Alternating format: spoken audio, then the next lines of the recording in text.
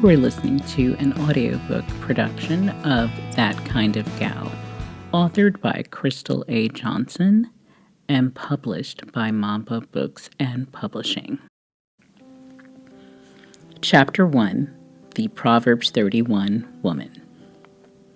Before we delve into Galatians, let's dig into the Proverbs, especially Proverbs 31. The verses describe the ideal wife, yet to some, she's polarizing.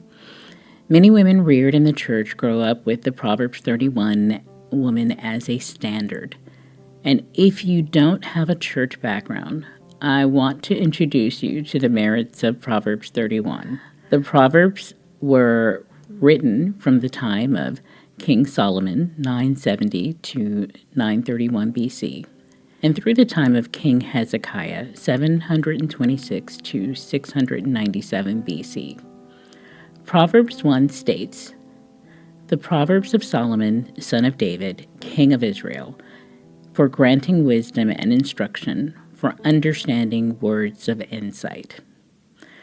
For better or worse, King Solomon speaks from his experience. In Gibeon, the Lord appeared to Solomon in a dream by night, and God said, "Ask what I shall give thee." 1 Kings 3:5. At age 20, Solomon desired wisdom. God was pleased and granted wisdom to Solomon. Wisdom encompasses discernment and putting the knowledge gained into action. Despite receiving the gift of wisdom, he eventually gave in to lust and sinful desires. 1 Kings 11:3 says, "He had 700 wives who were princesses and 300 concubines, and his wives turned his heart away." Throughout Proverbs, Solomon advises men on the type of women they should avoid marrying. However, in Proverbs 31, 10 through 31, he describes the traits of the perfect wife.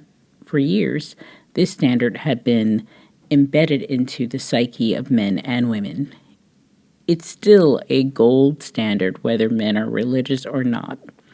Read Proverbs 31. In what ways do you identify with the Proverbs 31 woman?